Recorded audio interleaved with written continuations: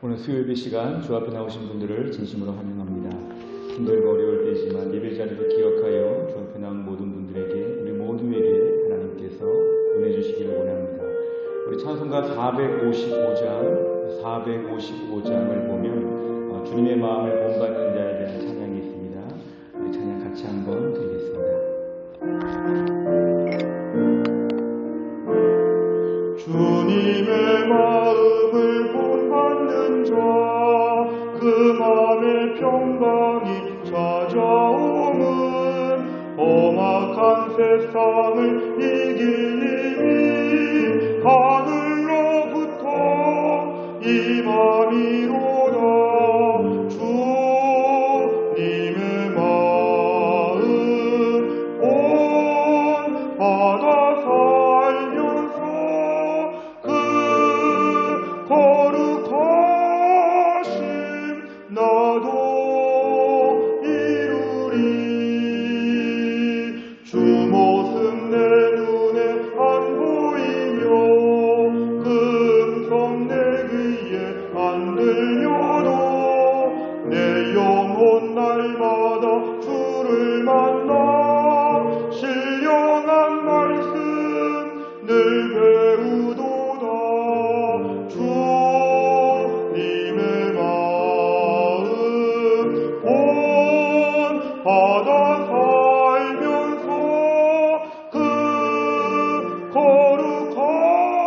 거룩하심 나도 이루리.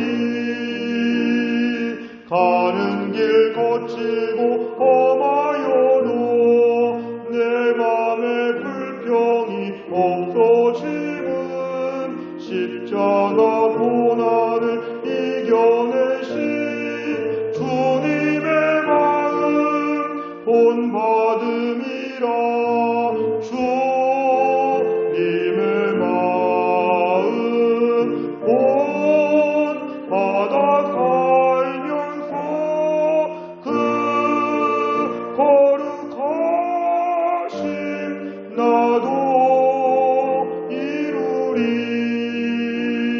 주 예수 세상에 다시 오실 그날엔 무성도 변화하여 주님의 빛나는 그 영상을 다 함께 보며 주 찬양하리. 주님의 마음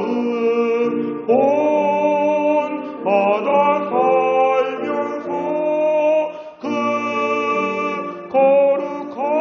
거룩하심 나도 이루리. 제가 기도하겠습니다. 하나님 아버지, 하나님께서 지나간 3일 동안도 저희들을 지켜주셨다가 오늘 수요 예배 시간 주 앞에 나와서 우리 주님의 이름을 찬양하며 하나님 말씀을 듣고 기도할 수 있도록 저희들을 불러주심을 감사합니다. 세상은 시끄럽고 힘들고 고통스럽고 혼란스러운 일들이 많이 있지만 전천후 신앙을 갖게 하심으로 비가 오나 눈이 오나 코로나 때문에 힘들거나 어렵거나 늘 주 앞에 나와 은혜를 사모할 수 있도록 이 어려운 때 저희들의 마음을 붙잡아 주심을 감사합니다. 하나님 한 분만 의지하며 삽니다. 결국에는 세상에 코로나 없는 세상을 꿈꾸는 것이 아니라 주님 만날 날을 꿈꾸며 삽니다. 우리보다 먼저 믿음으로 살다가 주님 앞에 간 분들을 다시 만나고 싶고 또 우리도 믿음으로 살다가 주님 나라 가고 싶습니다. 하나님 남은 인생 코로나로 힘들고 어렵지만 이것 때문에 저희들의 마음이 극도로 예민해서 살아가지 않게 하여 주시고 어차피 짧은 한평생 금방 지나갈 텐데 남은 한평생 주를 위해서 믿음으로 살다가 우리 주님을 본받고 주님처럼 말하고 주님처럼 인생을 살다가 이 남은 아까운 세월 정말 믿음으로 점도 없고 흠도 없이 살 수 있도록 우리에게 은혜를 베풀어 주옵소서. 하나님, 대전의 코로나의 모든 이러한 현실들, 확산 조짐이 점점 더 감소가 되게 하여 주시고, 전국적으로 전 세계적으로 이 코로나의 모든 일들이 속히 소멸되어 갈 수 있도록 하나님이 함께하여 주옵소서. 하나님, 속히 백신이 개발되게 하여 주시고 치료약이 잘 나와서 이 병으로 말미암아 고통스러운 세상이 어서 다 회복될 수 있도록 도와 주옵소서. 주님, 어려울 때 우리 교회와 한국 교회를 하나님이 지켜 주시옵소서. 교회마다 많이 흔들리고 성도들의 예배 생활이 흔들리고 이 땅의 모든 질서들이 무너지고 있는 때에 하나님, 무너져가는 집에서 우리의 믿음을 지켜주시고 한국교회를 하나님이 지켜 주옵소서. 오늘도 주의 말씀을 사모합니다. 하나님 아버지, 오늘 주 앞에 나온 주의 백성들을 축복하여 주시고 또 하나님 말씀 하나하나가 우리에게 피가 되고 살이 되어서 이 말씀의 능력을 체험할 수 있도록 오늘도 하나님이 함께하여 주옵소서. 오늘도 말씀에 은혜 주시기를 간절히 원하오며 예수님의 이름으로 기도하옵나이다. 아멘. 먼저 광고 말씀을 드리겠습니다. 오늘은 예배가 끝난 다음에 8시 20분에 교회 앞에서 오늘 장례식장으로 출발하는 봉고차가 이동하도록 하겠습니다. 강희옥 집사님의 친정 어머님께서 어제 소천하셨습니다. 그래서 충남대병원 장례식장에 빈소가 마련되어 있는데 특 2호실입니다. 그래서 개별적으로 가실 분들은 개별적으로 조심해서 가시고 봉고차를 이용하실 분들은 8시 20분에 저는 개인차로 출발하겠습니다. 사무장님이 운전하시는 차에 8시 20분까지 모이셔서 함께 출발하시면 되겠습니다.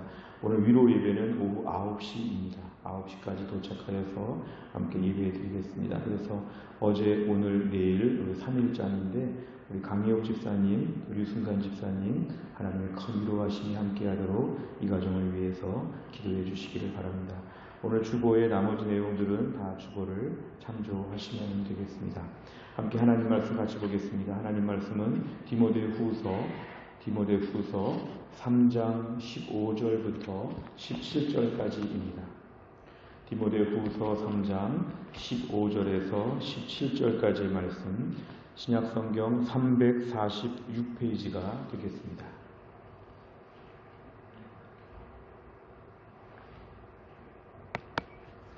디모데후서 3장 15절에서 17절까지 모두 3절의 말씀을 제가 봉독하겠습니다.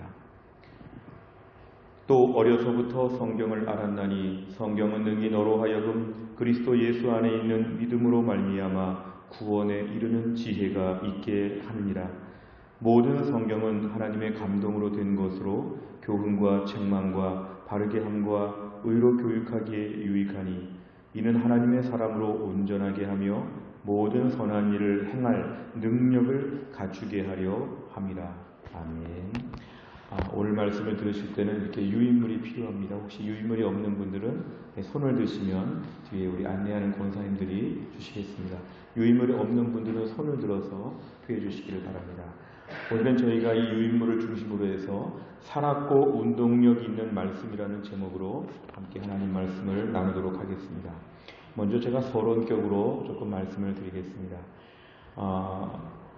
하버드 대학이라고 하는 미국의 최고의 대학에는 도서의 양이 얼마나 있냐 조사해 봤더니요, 모두 1890만 권의 책이 있다고 그렇게 알려져 있습니다.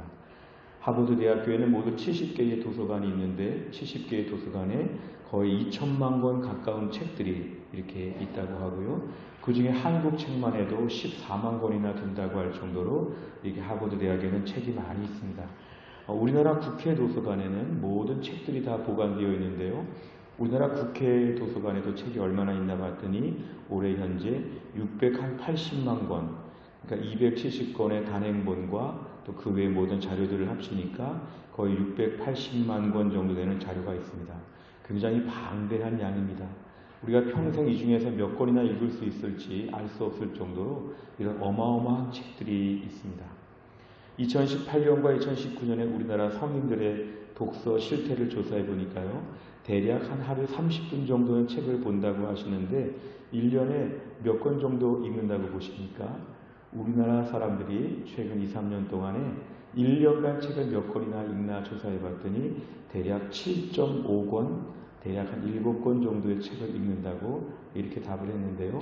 지역별로는 서울이 제일 많이 읽는다고 하는데요. 지역별로 조금 편차가 있긴 하지만 이렇게 독서하는 모습들, 이것이 우리에게는 참 다양한 모습을 가지고 있습니다. 그러면서 우리가 알 수 있는 건 세상에 많은 책들이 신간들도 많이 나오긴 하지만 책도 생로병사가 있는 것처럼 책이 이렇게 많이 나왔다가는 다 소멸되어집니다. 스테디셀러라고 해서 꾸준히 잘 팔리는 책들도 있다고는 하지만 대부분의 책들은 한번 출판됐다가 나중에는 계속 안 나오는 책들이 많아서 막상 찾아보면은 절판됐다 이런 얘기도 많이 합니다. 책은 수명이 그렇게 길지 않습니다. 그리고 그 책의 영향력도 한때 붐을 일으킬 수는 있지만 그렇게 영원하지도 않습니다. 그런데 하나님 말씀인 성경은 이 단 한 권의 책인 성경은 특별히 동서고금의 모든 나라 사람들에게 매우 강력한 영향력이 있다는 게 특별합니다. 우리가 신앙생활을 하면서 내가 은혜 받은 말씀에 신기하게 저 아프리카의 어느 부족의 크리스찬도 은혜를 받고요. 저 유럽의 영국이나 아니면 미국이나 전 세계 어디 가든지 간에 하나님 말씀에 그 능력이 있기 때문에 말씀을 읽다가 막 울기도 하고 말씀을 읽다가 마음이 편안해지기도 하고 말씀을 읽다가 새로운 길에 대한 통찰력을 갖기도 하고 뭔가 이렇게 하나님 말씀이 우리 안에서 왕성하게 역사하는 일들이 굉장히 많다는 것입니다. 그래서 오늘 히브리서 4장 12절의 말씀 보시면은요, 살아있는 말씀의 첫 번째 말씀, 하나님 말씀은 살아있고 활력이 있어 좌우에 날선 어떤 검보다도 예리하여 혼과 영과 및 관절과 골수를 찔러 쪼개기까지 하며 또 마음의 생각과 뜻을 판단한다. 하나님 말씀이 살아있고 활력이 있다는 게 영어로 하면 living and active라고 되어 있습니다. 그러니까 하나님 말씀이 이렇게 막 움직인다는 것이죠. 우리가 그 어떤 하버드 대학의 그 어떤 책을 갖다 놔도 막 움직이는 책은 없습니다. 그 분야가 필요한 사람들에게 당분간 지식을 줄 정도이지 이렇게 말씀처럼 막 살아서 막 움직이는 이런 말씀은 없다는 것이죠. 기본적으로 하나님 말씀은 살아있고 액티브한 말씀이 되어서 좌우에 날선 어떤 검보다도 예리하다. 마치 우리가 수술실에서 특별히 우리의 몸을 이렇게 예리하게 수술하는 의사 손에 들린 그 수술용 메스인 것처럼 우리 몸의 모든 것을 예리하게 이것을 고치고 쪼개고 이것을 모두 다룬다는 것입니다. 저는 병원 드라마 같은 걸 볼 때 우리가 이렇게 어른들의 몸을 놓고 이렇게 수술하는 것도 참 어렵다 싶은데요. 때로는 소아과 계통에 아주 이런 거의 신생아 수준의 아이를 놓고 그 아이의 장기를 뭐 수술하거나 이런 걸 보면 너무너무 신기합니다. 어떻게 그 조그만 아기의 그 몸의 작은 부분을 가지고 이렇게 할까? 오늘 이 히브리서 4장 12절의 말씀은 이런 뜻입니다. 하나님 말씀이 예리하다. 하나님 말씀이 우리 속에 매우 예리하게 정교하게 우리들의 몸을 하나님이 다 다루시고 이것들을 하나님이 찔러 쪼개고 가르시고 하나님이 다 아신다. 마음과 생각과 뜻을 판단한다는 것은 하나님이 다 아신다는 것입니다. 그래서 우리는 하나님 말씀이 오늘도 우리에게 생생하게 living and active, 살아있고 활력이 있다는 것을 믿어야 합니다. 하나님 말씀의 능력이 다른 책과는 비교할 수 없다고 믿어야 됩니다. 저 옛날에 중국의 유명한 책들, 저 우리나라 옛날 고서들, 이거는 비교할 수 없다는 것이죠. 단순한 지식을 주는 것이나 단순한 교훈과 단순한 위로 이것이 아니라 하나님 말씀에 신적인 능력이 있다는 것입니다. 이 말씀을 볼 때마다 우리 그래서 도서관에 책들이 쫙 있는 중에 성경이 한 권 있어도 성경은 다르다고 봐야 합니다. 우리가 오늘날 보수적인 신앙을 가지고 있고 정통주의 신앙을 가지고 있을 때 신앙의 가장 큰 시금석은 어디에 있냐면 성경에 대한 태도입니다. 성경을 일반 책과 비슷하게 보는 것은 자유주의나 여러 가지 희석화된 보수주의 신학이고요. 성경을 정말 하나님 말씀으로 확 붙잡는 게 우리가 추구하는 정통 신학입니다. 그러니까 하나님 말씀에 대한 태도가 말씀을 펼 때 아니면 교회에서 말씀을 읽을 때 하나님 말씀에 대한 태도가 하나님 말씀을 living and active, 하나님 말씀이 지금 막 살아있는데 오늘 어떤 말씀을 주실까? 이 말씀에 대한 능력을 기대하고 봐야 합니다. 성경을 그냥 보는 것이 아니라 기대하고 봐야 합니다. 하나님 말씀이 어떻게 막 내 속에서 꿈틀거리고 역사할까? 하나님 말씀이 어떻게 막 살아서 역사할까?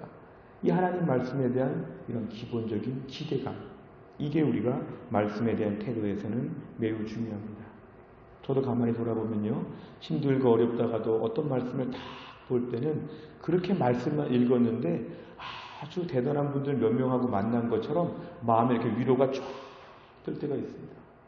어떤 때는 막 혼란스러울 때가 있는데 오늘 성경 통독하는 부분을 읽다 보니까 우연히 하나님 오늘 말씀과 내 상황을 또 딱 만나게 하실 때가 있죠.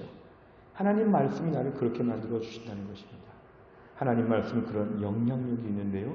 이건 단순히 나에게 어떤 뭔가 이렇게 도와주는 쪽도 있지만 때로는 무서울 때도 있습니다. 하나님 말씀 읽다 보면은 막 죄가 드러나죠. 하나님 우리에게 너 왜 그랬느냐 막 무섭게. 특별히 오늘 그 밑에 보시면요. 시편 50편 21절 말씀. 내가 이 일을 행하여도 내가 잠잠하였더니 네가 나를 너와 같은 줄로 생각하였도다. 그러나 내가 너를 책망하여 내 죄를 내 눈앞에 낱낱이 드러내리라 하시는도다. 아멘. 최근에 성경을 통독하다가 이 시편 50편의 이 말씀은 어릴 때부터 성경을 많이 봤는데 거의 처음 보는 것 같습니다. 이 말씀을 딱 보는데 얼마나 두려운 마음이 많이 드는지. 오늘 시편 50편 21절의 말씀은 그 앞에 있는 17절부터 20절까지 말씀을 제가 좀 설명을 해드려야 더 이해가 빠르실 건데요. 17절부터 20절까지 앞에 이런 게 나옵니다. 너희가 내 말씀을 무시했다. 그리고 너희가 도둑질했다. 너희가 간음했다. 너희가 나쁜 말했다. 너희가 비난했다. 너희가 거짓말했다. 그런데 하나님이 벌을 안 내리고 가만히 계시니까 너희가 내가 모르는 줄 알고 아니면 내가 제재할 만한 힘이 없는 줄 알고 너희가 지금 그렇게 생각했다. 그러나 내가 너를 책망하겠다. 17절부터 20절까지 말씀들을 가지고 하나님이 내가 너를 다 봤기 때문에 내가 가만히 있으니까 네가 나를 못 본 줄, 너희들과 같은 줄로 나를 생각하나 본데 아니다. 내가 다 드러낼 것이다. 하나님이 죄에 대해서 침묵하셔도 하나님은 반드시 여기에 대해서 책임을 물으신다는 이런 말씀. 이런 말씀을 듣게 되면 최근에 우리의 삶 가운데는 죄악들이 막 떠오르죠. 그 어떤 책이 우리의 삶 가운데서 우리의 죄를 막 생각나게 하고 두렵게 하고 우리들의 가슴을 막 쿵쾅쿵쾅 뛰게 만들면서 하나님 앞에서 겸비하게 만드는지 이건 다른 책들은 불가능하다는 것입니다. 심지어 신앙서적보다도 성경책이 우선합니다. 어떤 분들은 신앙서적에 좀 맛을 들여가지고 신앙서적들을 많이 보는데 반면에 성경을 거의 안 보는 분들이 있습니다. 저도 대학 때 그런 친구들 많이 봤는데요. 오늘은 성경에 관한 책들을 많이 보지 성경은 안 본다. 뭐 이런 친구 있었지만 옳지 않습니다. 성경을 대체할 만한 책은 없습니다. 그렇기 때문에 하나님 말씀 자체를 꾸준히 보다 보면 말씀이 살았고 운동력이 있어서 우리에게 막 휘몰아치는 것들을 경험하게 된다는 것입니다. 그래서 우리는 하나님 말씀 앞에서 철저하게 의지하고 두려워하고 이 말씀에 무슨 말씀을 주실런지에 대해서 굉장히 두려워해야 됩니다. 기독교는 책의 종교라는 말이 있는데요. 특별히 우리 대한예수교 장로회 합동 측 우리 교단에서는 성경을 매우 강조합니다. 성경을 매우 강조합니다. 이 성경 말씀에 대하여 모든 것을 그대로 다 받아들이기 때문에 말씀이 매우 중요합니다. 신앙생활하면서 체험도 중요하고 은사도 중요하고 다 중요하지만 더 중요한 것은 말씀입니다. 하나님 말씀에 대하여 꾸준히 신앙생활하는 것이 안전합니다. 하나님 우리에게 특별하게 임의적으로 환상과 계시도 보여주실 수 있지만 이것은 없다고 말하지는 않는데요. 그게 주된 메인 양식이 되면 곤란합니다. 기본 양식은 뭘까요? 성경입니다. 하나님 말씀을 꾸준히 섭취하는 게 필요한데 하나님 말씀은 살아있기 때문에 그렇습니다. 막 꿈틀꿈틀대는 말씀, 벌떡벌떡 뭔가 이렇게 막 우리 심장이 막 뛰는 것처럼 하나님 말씀이 지금도 살아있다고 하는 이런 말씀을 저희는 분명히 믿어야 합니다. 두 번째를 보시면 말씀하시는 하나님에 대하여 이야기를 드리겠습니다. 말씀하시는 하나님의 기본 제목에서 아시겠지만 하나님은 어떤 분이시죠? 기본적으로 말씀하기를 원하신다는 것입니다. 하나님은 가만히 계시지 않습니다. 하나님은 말씀하기를 원하십니다. 가끔 보면은요, 누군가 우리에게 가만히 계시는 분들이 있죠. 그냥 무관심한 분들도 있죠. 그런데 하나님은 그렇지 않습니다. 하나님은 계속 말씀하십니다. 이스라엘 백성들에게 하시는 걸 보면 때로는 순종을 안 해도 계속 말씀하십니다. 더군다나 우리가 출애굽기에 나온 내용과 레위기에 나온 내용이 신명기에 또 한 번 나온다 그랬죠. 하나님의 같은 말씀을 2번씩 하시나. 옛날에 자유주의 신학자들은 성경이 중복되니까 하나는 빼자, 뭐 이런 식으로 성경을 편집하자, 뭐 이런 얘기도 많이 했지만요. 하나님 왜 2번씩 말씀하실까요? 중요하니까 자꾸 말씀하시죠. 오늘 우리에게도 마찬가지죠. 설교 들었는데 같은 설교를 또 듣는다? 왜 그럴까요? 하나님은 계속 말씀하신 거죠. 언제까지? 들을 때까지, 고칠 때까지. 마태복음 28장 19절 20절에 봐도 너희는 가서 모든 족속을 제자로 삼아 아버지와 아들과 성령 이름으로 세례를 베푸고 내가 너희에게 분부한 것을 가르쳐 지키게 하라. 자, 지키게 하라. 언제까지 가르치지요? 지킬 때까지 가르친다는 거죠. 하나님 언제까지 말씀하시죠? 할 때까지, 순종할 때까지 말씀하십니다. 하나님은 우리에게 굉장히 집요하게, 굉장히 강력하게, 의지적으로 우리를 다루십니다. 그렇기 때문에 하나님은 기본적으로 가만히 계시지 않는 하나님, 하나님은 말씀하시는 하나님이라는 걸 저희가 명확하게 알아야 됩니다.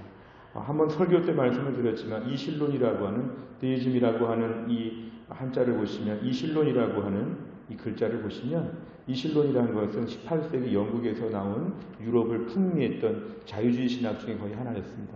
하나님을 어떻게 보냐 하면은, 하나님은 세상을 처음에 만드셨는데, 거기까지는 인정을 하는데, 세상을 만드시고는 세상에 수많은 원칙들을 만들어 놓으시고 하나님은 가셨다는 거죠. 하나님은 떠나셨고 안 계시죠. 세상은 지금 뭐가 움직이냐? 하나님이 섭리하시고 통치하는 게 아니라 하나님이 만들어 놓은 원칙들이 지금 돌아가고 있다는 것이죠. 자연의 수많은 원칙들 하나님 만드셨는데 하나님은 원칙으로 세상을 돌리시고 하나님은 안 계십니다. 마치 법을 많이 만들어 놓고 하나님은 가 계신 것처럼 법대로 돌아가게 만드십니다. 그래서 어떤 사람은 이것을 태엽을 감아놨다는 표현도 하죠. 태엽을 많이 감아놔서 하나님 역사에 뭐 수천 년, 수만 년, 수십만 년 태엽을 다 감아놓고 태엽이 돌아가면서 마치 노래가 나오는 것처럼 세상은 그렇게 움직입니다. 여기 가장 큰 단점은 뭘까요? 하나님은 말씀하지 않으신다는 겁니다. 이게 영국의 아니면 유럽의 현대주의 이후에 수많은 사람들이 하나님을 보는 오해입니다. 하나님은 가만히 계신다. 말씀하지 않으신다. 하나님은 무관심하시다. 우리끼리 사는 세상이다. 이런 것이 파급이 되다 보니까 오늘날 수많은 불순종들이 합리화가 됩니다. 신앙생활을 그렇게 하는 게 아닙니다. 신앙생활은 하나님은 지금도 세밀하게 말씀하신다. 안 들어도 말씀하신다. 내가 힘들어도 말씀하신다. 코로나 때에는 좀 하나님 명령하시지 마세요. 코로나 때에도 말씀하신다. 전쟁통에도 예배드립니다. 대학을 떨어지고 집안이 가난해도 주일 예배는 드립니다. 하나님은 지금도 우리에게 계속 말씀하신다는 겁니다. 그래서 우리는 하나님에 대하여 이실론같이 보면 안 됩니다. 이실론은 하나님을 하나님으로 인정하지 않는 자유주의 변형한 그러한 신앙입니다. 하나님은 무언의 하나님이 아니라 다원의 하나님, 말씀을 계속 하신 하나님, 우리가 이 부분을 먼저 인정해야 됩니다. 만약에 우리가 하나님 앞에서 명령에 순종하지 않고 말씀을 우리가 하나님 듣기 싫어하게 되면 사사기 17장 6절 그때에는 이스라엘의 왕이 없었으므로 사람마다 자기 소견에 옳은 대로 행하였더라. 하나님 말씀이 없으면 결국에는 내 말대로 삽니다. 결국 하나님 말씀이 없으면 내 생각대로 살죠. 이걸 사사기에서는 자기 소견에 옳은 대로, 자기 소견에 옳은 대로. 제가 한번 지난번 설교 말씀에 그런 말씀 드린 것 같습니다. 우리가 이렇게 하나님 말씀을 들을 때 그때마다 순종하지 않으면, 하나님 말씀대로 살지 않으면 사는 대로 말씀을 듣는다. 결국 말씀대로 살지 않으면 사는 대로 말씀을 듣기 때문에 어떤 설교는 안 들으려고 그러죠. 왜냐하면 내가 사는 만큼 말씀을 듣기 때문에 어떤 설교는 거부하죠. 근데 반면에 순서를 바꿔서 하나님 말씀을 계속 들으려고 하면은 듣는 대로 순종하고 듣는 대로 살게 되면은 하나님 말씀을 다 실천하면서 삶이 변화됩니다. 결국 순종해야지만 말씀이 계속 들린다는 것입니다. 우리가 오늘 하나님 우리에게 원하시는 것이 꼭 있고 그것을 가지고 꼭 명령하시는 분이라는 걸 저희가 분명히 알아야 됩니다. 정말 최종적으로 아주 극단적으로 볼 때 제일 무서운 벌이 뭐냐면 하나님 말씀 안 하시는 겁니다. 구약과 신약 사이에 말라기 이후에 마태복음까지 한 400년 중간에 신구약의 중간기 시대가 있는데요. 하나님 말씀하지 않으시는 400년의 그런 기간이 있었죠. 엘리 제사장 때, 사무엘이 태어나는 그 시대에 엘리 제사장 때 하나님 말씀이 희귀하였다고 했습니다. 왜 그럴까요? 정말 하나님의 극단적인 벌은 뭐냐면 하나님이 잔소리하는 게 벌이 아니라 하나님 말씀 안 하실 때가 벌이라는 것입니다. 그러니까 우리가 오늘 말씀 볼 때 하나님 말씀하신다는 것을 교리적으로 받아들이면서 이것이 축복임을 알아야 됩니다. 설교를 들을 수 있다. 그리고 나에게 오늘도 큐티할 수 있고 내가 성경을 통독할 수 있다. 말씀을 볼 때 깨달음이 있다. 굉장한 축복입니다. 때론 우리가 눈이 안 좋아서 말씀을 못 볼 때도 있고요. 때론 내가 몸이 안 좋아서 설교를 못 들을 때도 있고 때론 마음이 강팍해서 말씀이 다 튕겨져 나갈 때도 있습니다. 이런 게 다 불행한 것입니다. 하나님 말씀을 들을 수 있고 혼날 수 있고 고칠 수 있고 반응할 수 있는 이게 바로 우리에겐 진정한 축복이라는 것이죠. 그래서 말씀하시는 하나님에 대하여 우리는 분명히 알아야 됩니다. 세 번째를 보시면 성경의 역할을 모두 세 가지로 말씀드렸는데요. 먼저 개괄적으로 보시면 첫째는 구원에 이르게 하신다. 뒷페이지 보시면 둘째는 온전케 하신다. 셋째는 선한 일을 행하게 하신다. 하나님 말씀의 역할이 세 가지가 있습니다. 먼저 그 중에서 첫 번째 구원에 이르게 하신다를 보겠습니다. 디모데후서 3장 15절의 말씀 보면 또 어려서부터 성경을 알았나니 성경은 능히 너로 하여금 그리스도 예수 안에 있는 믿음으로 말미암아 구원에 이르는 지혜가 있게 하느니라. 맨 끝에 보시면 구원에 이르는 지혜가 있게 합니다. 구원에 이르는 지혜.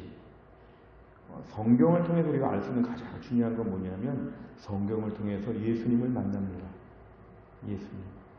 어떤 분들은 예수님을 꿈이나 환상이나 특별한 체험으로 예수님 만나고 싶어하는 분들이 계시지만 종종 그렇게 할 수 있다고 보지만 안전한 것은 성경을 통해서 예수님을 만나는 것입니다.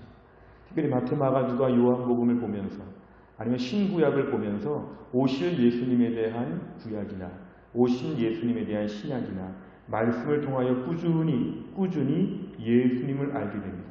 성경은 능히 너로 하여금 그리스도 예수 안에 있는. 그래서 성경을 볼 때 우리는 성경 속에서 예수님을 꾸준히 만나게 됩니다. 예수님 만나게 되면 그 예수님으로 말미암아 구원에 이르는 지혜가 우리에게 생겨난다는 것입니다. 뒤집어서 말하면 성경 모르면 예수님 모른다는 거죠. 성경 아니고는 예수님 알 수 없다.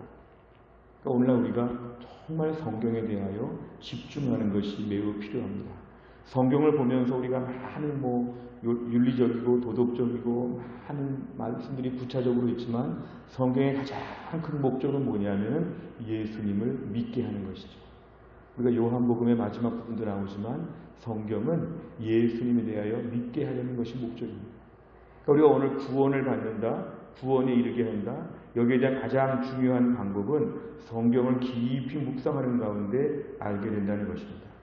특히 로마서 말씀 같은 걸 보면 이렇죠. 성경을 보다 보니까 우리에게 죄가 드러납니다. 내가 이만큼 성실하고 공부 잘하고 깔끔하고 착한 줄 알았더니 로마서 말씀을 보다 보니까 내가 얼마나 죄덩어리 인생인지를 깨닫게 되었다. 나는 정말 죄인이구나. 근데 이런 죄인인 상태에서 예수님이 나를 위해 이 땅에 오셨구나. 요한복음 1장 12절, 요한복음 3장 16절 이런 말씀들을 보면서 그럼 예수님 믿으면 내가 되겠구나. 예수님 믿으면 구원받겠구나. 이런 구원에 대한 진리를 다 깨닫게 되는 게 성경책에 기록되어 있다는 것입니다. 결국 성경의 말씀을 통해서 우리가 구원에 대하여 점점 나아갈 수 있다. 그러니까 우리가 오늘 누군가의 전도를 받고 내가 교회 나가기로 결심을 했다 그래도 구원에 대한 풍성함을 알기 위해서는 성경 공부를 해야 됩니다. 우리가 전도 폭발을 하거나 누군가 전도했을 때 반드시 성경을 권유하는 이유는 뭐냐면 구원받는 게 단순한 감정, 오늘 참 마음 위로가 되어서 기쁘니까 예수 믿겠다? 굉장히 약합니다. 이 감정은 지속 시간이 얼마 안 되기 때문에 감정을 믿지 말고 말씀이 내 생각 속에 들어오고 말씀을 공부해서 구원이 견고해지는 것이 필요합니다. 그렇기 때문에 우리가 오늘날 말씀에 대한 공부가 우리 구원에 대해서는 매우 중요합니다. 사도행전 4장 12절에 보니까 다른 이로서는 구원을 받을 수 없나니 천하 사람 중에 구원을 받을 만한 다른 이름을 우리에게 주신 일이 없습니다 하였더라. 성경을 보면 구원에 대해서 최종적인 쐐기를 박는 말씀은 뭐냐면 종교다원주의를 거부합니다. 어떤 분들은 예수님 믿어도 구원받는 거 저는 믿는데 우리 형제 중에는 불교 믿고도 구원받는다고 합니다. 나는 그것도 존중합니다. 요즘 세상은 이런 다원화 사회이죠. 꼭 예수만 믿고 구원받으면 편협되어 보이죠. 진리는 단호해야 됩니다. 다른 이로서는 구원받을 수 없다는 것은 명확하게 말해야 됩니다. 우리가 다른 거는 다 양보할 수 있죠. 중국집 가가지고 짜장면을 먹을지 짬뽕을 먹을지 다 괜찮지요. 한꺼번에 뭘 다 시켜도 괜찮지요. 이런 건 양보할 수 있죠. 집에 텔레비전 보다가 7번 볼까 9번 볼까 다 양보할 수 있죠. 그러나 양보할 수 없는 너무너무 배타적인 한 가지 사실은 구원받는 것은 그렇게 희미하게 섞을 수 없습니다. 다른 이로서는 구원을 받을 수 없다는 말씀이 어디에 있죠? 성경에 있기 때문에 우리 이 성경을 통해서 구원은 예수님으로 문을 딱 닫혔구나. 예수님만이 유일한 구원자시구나. 예수님도 들어오시고 다른 종교도 들어오고 구원은 그런 게 아니구나. 이렇게 단호하게 믿어야 됩니다.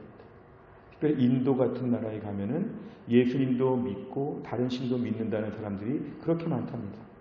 선교사가 하루 저녁에 인도 사람 만나가지고 막 개종을 시키고 복음을 전하고 해서 그 사람이 마지막에 예수님을 구원자로 믿겠다고 해가지고 선교사님이 무척 기쁘게 돌아왔는데 다음날 다른 신의 신전에 갔답니다. 당신 예수 믿기로 했는데 왜 다른 신을 더 섬깁니까? 하니까 예수도 믿고 이 신도 믿고 다 믿는 게 좋은 거 아닙니까? 우리 인도 사람들에게는 수만 가지 신앙 다 받아들입니다. 어떻게 보면 마음이 이렇게 배포가 큰 것 같고 톤이 넓은 것 같지만 기독교는 그런 걸 인정하지 않습니다. 다른 것도 오케이 하면은 기독교 아직도 안 믿었구나 이런 뜻이죠. 다른 이로서는 구원을 받을 수 없다. 성경의 말씀은 우리의 구원에 대해서 처음부터 마지막까지 이렇게 완벽한 시스템으로 갖춰져 있다는 것, 성경을 통해 알 수 있다는 것입니다. 그래서 우리가 성경을 통해서 구원에 대한 지식을 배우고 구원에 대하여 알게 된다는 것입니다. 넘기실까요? 두 번째는 온전케 하신다 그랬습니다. 디모데후서 3장 17절에 보면은 이는 하나님의 사랑으로 온전하게 하며 이렇게 되어 있습니다. 이 온전하게 된다는 말은 우리가 오늘날에 완벽하게 된다는 게 아닙니다. 오늘 주님의 마음을 본받는 자, 본받는다는 게 완벽하게 변할 수가 없죠. 제가 그 전에 교회에 있을 때 90세에 돌아가신 어느 목사님, 정말 90평생 100년 동안 살고 목사님이었고 매우 성숙한 분이었지만 그럼 그분이 과연 예수님만큼 완벽할까? 그렇진 않죠. 제가 옥하는 목사님 돌아가시기 전에 5년 동안 목사님 지켜봤는데요. 옥하는 목사님 많은 좋은 얘기들 들으시지만 옥하는 목사님은 완벽할까요? 우리 주변에 그 어느 목사님이나 어느 장로님이나 그 어느 권사님이나 완벽한 분은 하나도 없습니다. 그러나 하나님 말씀 뭐냐면 우리가 온전해져야 한다는 것은 꾸준히 평생 동안 매일매일 변화되어야 한다는 것이죠. 기독교는 이것이죠. 최소한 1년 전과 좀 다른가? 2년 전과 좀 다른가? 제자훈련 받기 전과 좀 다른가? 순장하고 좀 다른가? 이렇게 변화가 있는 것이죠. 교회 중직자 받고 좀 다른가? 계속 변화가 되고 있는 100점은 아니지만 계속 달라지고 있느냐? 그런 면에서 어떻게 하면 온전해질 수 있느냐? 이는 하나님의 사람으로 온전하게 한다. 성경을 통해서 온전하게 된다는 것입니다. 정말 온전해지려고 하면 성경 말씀을 가까이 해야 됩니다. 어떤 분들은 늘 저에게 질문합니다. 어떻게 제가 온전해질 수 있습니까? 니고데모와 같이 저를 밤중에 찾아오는 분들도 있을 수 있겠는데요. 제가 항상 같은 말을 하죠. 성경을 보십시오. 성경을 보십시오. 정말 성경을 보는 수고를 하지 않고 온전해진다는 것은 욕심이고 이건 옳지 않습니다. 성경을 꾸준히 보다 보면 우리의 믿음이 자라게 되어 있습니다. 콩나물에다가 물을 뿌리면은 콩나물 그 씨름 밑으로 다 물이 빠지는데 콩나물이 어떻게 자랄까? 물이 쫙쫙 밑으로 빠지는데 콩나물이 자란다는 것이죠. 우리가 오늘날 하나님 말씀을 보면 까먹고 기억도 나지 않고 설교 들어도 또 잊어버리고 그런데요. 콩나물 밑으로 물이 쫙쫙 빠지는 것처럼 그 와중에 믿음이 자라고 온전해진다는 것입니다. 그래서 우리는 포기하지 않아야 됩니다. 오늘도 물이 쫙 다 빠져버렸네. 오늘 설교 하나도 기억 안 나네. 오늘 수요예배 말씀 제목도 모르겠네. 그래도 그렇지 않습니다. 오늘 요만큼 믿음이 자랄 것을 믿으시기를 바랍니다. 그래서 우리에게는 누가 자라게 하시냐? 하나님이 자라게 하신다. 그 말씀으로 자라게 하신다는 순서를 알아야 됩니다. 이 온전케 하신다는 말을 저희가 오해하지 말 것은 하나님 왜 이렇게 까다로우신가? 온전하지 않으면 지옥 가나? 그렇지 않습니다. 온전하지 않아도 우리는 천국 갑니다. 강도는 오늘 예수님 믿고 그 자리에 천국 갔습니다. 강도는 제자훈련도 받을 시간도 없었고 강도는 성경 말씀 배울 시간도 없었습니다. 그런데 구원받는 것은 믿음으로 구원을 받지만 하나님 마음이 우리를 사랑하셔서 원석 그대로 구원받기보다는 달라지고 변화되고 온전해지길 하나님이 기대하신다는 것입니다. 방에 갔는데요. 사랑하는 자녀가 아주 냄새나고 더러운 베개를 베고 냄새나는 이불에 아주 더러운 칫솔을 쓰고 있고 더러운 옷을 입고 있고 가방이 그냥 아주 더럽고 이 상태로 매일 산다면 우리가 정상적인 부모 같으면 어떻게 하겠습니까? 새 것으로 사주든지 최소한 빨아주든지 그렇게 하죠. 나는 우리 애를 사랑하니까 존중해. 더러운 대로 살아라. 너는 그냥 아무거나 먹어라. 이거는 부모가 아니고 사랑하는 것도 아니죠. 하나님은 우리를 그냥 사랑해 주시고 엉망진창이어도 사랑해 주시고 지금보다 100배나 나빠도 우리를 사랑해 주시죠. 그런데 그 사랑만 의지하고 100배나 나빠지는 것은 아직도 하나님을 모르는 것입니다. 하나님 앞에서 우리가 깨끗하게 되는 과정을 사모하지 않고 100배 나쁘고 1000배 나쁘고 10,000배 나빠지면서 그래도 사랑하시지요. 그래도 사랑하시지요. 하나님은 사랑이시라면서요. 저 10,000배가 나빠져도 사랑하시죠. 맨날 이런 얘기만 하는 분들을 저는 종종 교회에서 볼 때가 있습니다. 하나님을 사랑하시는 것은 동일하시죠.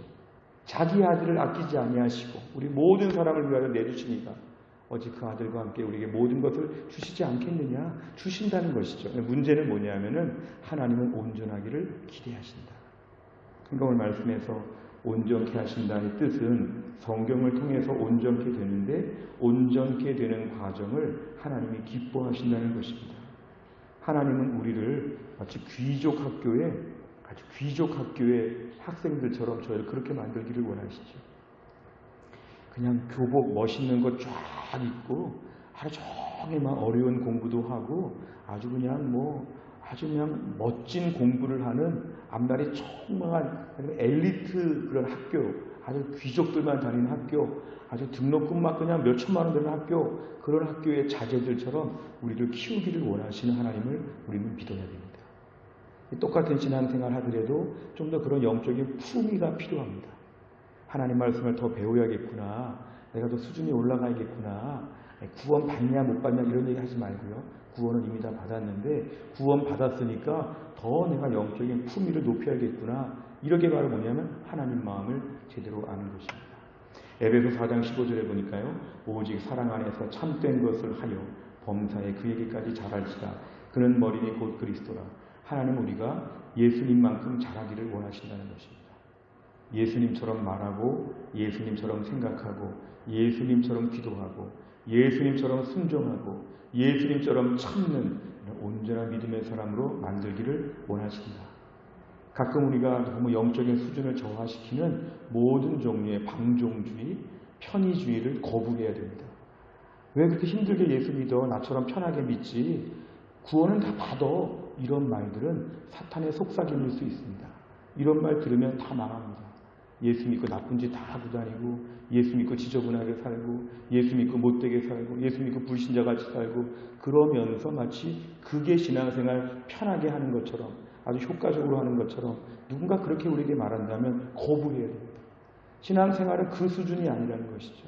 우리가 하나님 믿는 거 그 수준으로 믿게 하시지 않고 우리가 더 높은 수준을 보여주시는 건 뭐냐면 하나님 믿는 삶이 얼마나 존귀하고 풍성한지. 저는 목회하면서 제 기도 제목이 겁니다.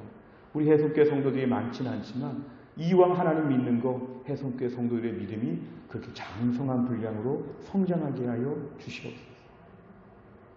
가끔 어느 교회를 가면요, 성도들이 거칠어요. 제가 그 전에 서울 해성교회에 있을 때 어느 교회에서 연합 모임을 갔더니요, 성도들이 너무너무 거칠어요. 교역자들 연합으로 모여서 교회 식당에서 밥을 먹는데 다 목사님끼리 모인 자리인데 불구하고 교회 권사님이 막 이렇게 밖으로 던지면서 뭐 아주 그냥 입에 담을 수 없는 거친 말들을 하면서, 그러니까 그 교회 분위기가 그런가 보죠. 근데 정말 불쾌했습니다. 뭐 제가 높은 대접을 받게 달라는 것이 아니라 교회 공동체는 그러면 안 된다는 것이죠. 근데 반면에 어떤 교회를 가면 굉장히 제가 아주 VIP 귀족이 된 것처럼 정중한 대접을 받을 때가 있습니다. 우리도 그런 느낌이 있죠. 어쩌다가 뭐 어느 교회를 한 주 갔는데 그 교회 분위기가 너무 좋다든지, 바로 하나님 원하시는 수준이 있다는 것이죠.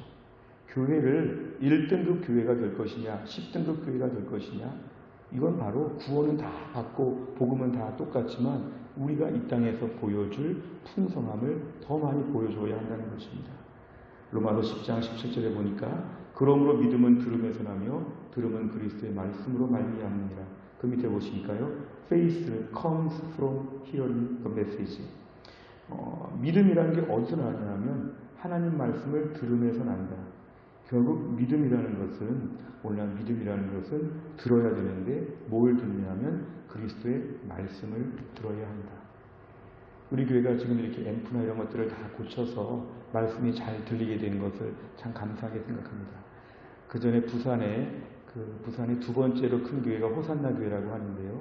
최홍준 목사님이 부임을 했는데, 최홍준 목사님의 그 부임 초창기 이야기를 들으니까요, 그 오래된 교회가 아마 이름이 좀 달랐던 것 같은데요, 담임 목사로 부임을 했는데 교회가 설교하면 교회들이 안 들린다 그랬답니다. 계속 목사님은 열심히 설교하는데 교인들은 지금 무슨 얘기하고 있는 건가 못 알아듣는다는 거죠. 목사님이 당일 때 그랬답니다. 말씀은 들으면서 난다는데 우리 교회는 듣지 못하는 교회입니다. 우리 교회 스피커부터 고칩시다. 부임하자마자 그 교회 스피커를 다 고쳐서 설교가 이렇게 들리게, 우린 지금 잘 들리시지만요, 안 들리는 교회가 있다면 들려야 된다. 말씀이 들려야 믿음이 자란다. 매우 중요한 것입니다. 하나님 말씀이 들려야지만 믿음이 생긴다. 믿음은 들음에서 난다. 결국 하나님 말씀을 꾸준히 듣는 것, 말씀을 통해서 믿음이 온전케 된다는 것입니다. 세 번째로 보면 선한 일을 행하게 하신다. 디모데후서 3장 17절에 보니까요, 이는 하나님의 사람으로 온전하게 하며 모든 선한 일을 행할 능력을 갖추게 하려 합니다. 보시면 선한 일을 행할 능력을 갖추게 한다. 말씀이 우리를 이렇게 만들어준다는 것입니다. 우리가 오늘날 주를 위해서 일할 때 어떻게 하면 주를 위해서 일을 잘 할 수 있을까요? 말씀이 들어가야 됩니다. 우리의 화요일마다 교회의 지도자들을 위해 기도할 때 매일에 이런 게 있죠. 하나, 우리 교회 모든 일꾼들이 은혜 받아서 일하게 하여 주옵소서. 은혜 받지 않고 일하면 일이 오래 가지도 않고 하나님의 일을 하는데 상처와 아픔들이 너무 많습니다. 그래서 어릴 때부터 교회에서 모태신앙으로 20여 년 자란 교회를 보니까 왜 이렇게 싸우는지, 점심 식사 끝나고 싸웁니다. 오늘 반찬에 뭐가 문제가 있었고, 더 싸게 살 수 있었는데 비싸게 샀고, 뭐 짜고 맵고 싱겁고. 그래서 제가 아주 어릴 때부터도 왜 이렇게 권사님들은 맨날 식당에서 싸울까? 예배 끝나고 와서 밥 먹다가 화내다 가네. 때로는 주차하고 나갈 때 화를 내네. 왜 그럴까? 결국은 우리가 오늘 교회에서 일을 많이 할 때에 제일 조심스러운 거는 우리가 먼저 말씀의 은혜를 받아야 됩니다. 말씀 잘 들어야 됩니다. 주방에서 밥한다고 말씀 못 듣고, 때로는 막 그냥 정신없이 음식 준비한다고 말씀이 안 들리면 그분은 그날 하나님을 경배하지도 않았고 본인의 신용도 안 좋아져서 교회는 그렇게 하면 안 된다는 것이죠. 결국은 하나님의 사람은 말씀을 들어야지 온전한 일을 하고 선한 일을 감당할 수가 있다는 것입니다. 반대로 우리가 오늘 교회에서 일 많이 하고 싶고 중직자가 되고 싶다면 반드시 말씀 훈련을 해야 됩니다. 제가 작년에 중직자 세우는 그 투표 앞에 놓고 얼마나 큐티하는지, 얼마나 성경 보는지, 예배 시간에 얼마나 설교 잘 듣는지 이런 것들을 다 체크한 이유가 있습니다. 그런 걸 해야지만 오늘 하나님의 일을 할 수 있는 능력이 생긴다는 것입니다. 그 그렇게 안 하면 일하긴 하죠. 그러나 못한다는 것이죠. 예수님 주변에 마리아와 마르다가 있으면 먼저 마리아 코스가 1단계입니다. 마리아처럼 말씀 잘 듣는 훈련이 된 다음에 두 번째 마르다 코스에서 일을 배워야죠. 한국교회는 뒤집어졌습니다. 한국교회는 우선 오면 일부터 시키죠. 일 많이 하다가 기쁠 거라고. 이건 어디 조기 축구회 가서 일하는 것과 똑같습니다. 어느 아줌마들 학부모 모임 가서 모이는 것과 똑같습니다. 일 많이 하다 보면 기쁘고 즐겁고 노하우가 쌓인다. 교회는 그런 게 아닙니다. 교회는 성도가 모인 곳입니다. 하나님의 자녀가 모인 곳입니다. 교회는 우선 말씀을 통해서 심령의 은혜를 받고 넘치는 은혜로 주의 일을 감당하게 되면 어떤 일이든 간에 기쁨으로 감당할 수가 있는 것이죠. 우리 교회 안에 모든 봉사자들, 교사, 반주자, 방송실, 교역자, 직원, 우리 장로님들, 순장님들, 목회자들 다 마찬가지라 뭐가 중요하냐면 말씀의 은혜를 받고 있느냐. 오늘도 말씀에 푹 잠겨 있느냐. 오늘도 아침에 큐티 했느냐. 지난주 설교 지금 계속 묵상하고 다니느냐. 오늘도 아침에 성경 시편 말씀 통독했느냐. 이러한 기본적인 상태가 하나님의 일을 하는 조건이라는 것이죠. 어떤 분들은 내가 워낙 학교를 못 나와서 공부를 못해서, 내가 너무 가난해서, 내가 너무 외모가 초라해서, 내가 너무 뭐가 없어서 이런 엉뚱한 컴플렉스를 갖는 분들이 있지만 이건 다 세상적인 것입니다. 교회 공동체는 그런 컴플렉스 관계없습니다.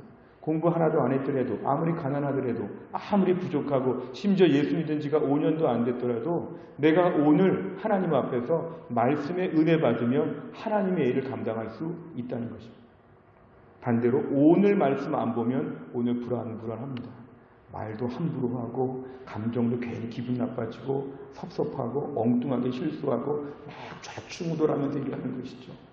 선한 일을 행할 능력은 말씀에서 나오기 때문에 특별히 교회 안에 일하는 분들, 교회에서 책임진 분들, 중직자 이상은 말씀에 대하여 꾸준히 섭취를 해야지만 교회 안에서 내 역할을 감당할 수 있다고 믿어야 됩니다.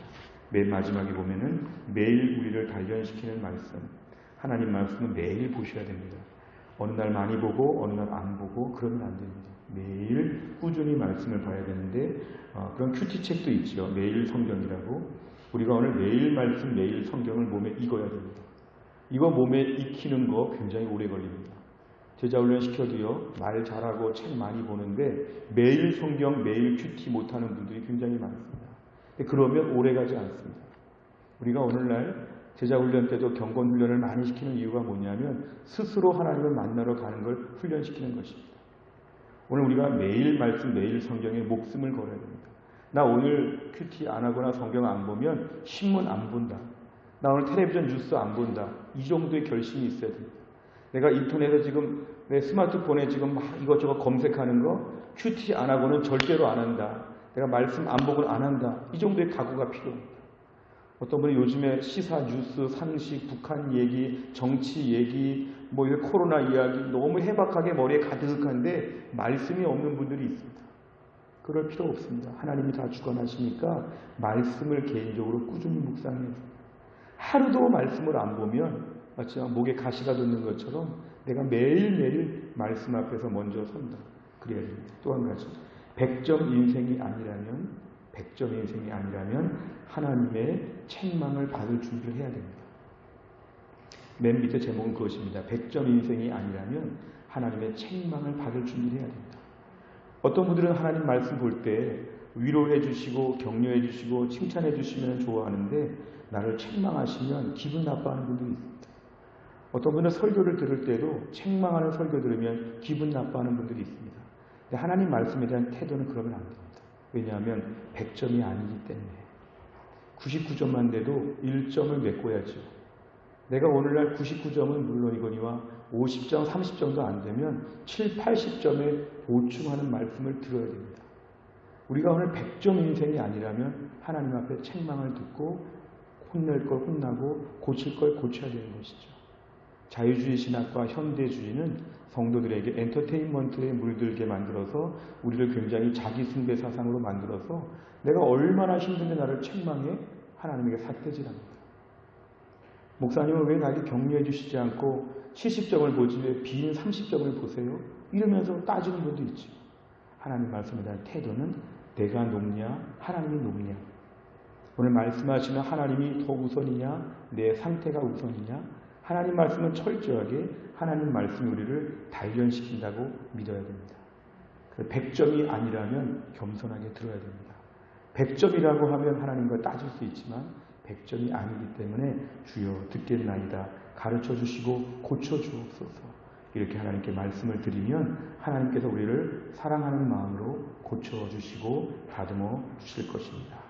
오늘 우리가 말씀을 통해서 하나님은 우리에게 살았고 운동력 있는 말씀으로 매일매일 우리를 온전케 하시기를 원하십니다.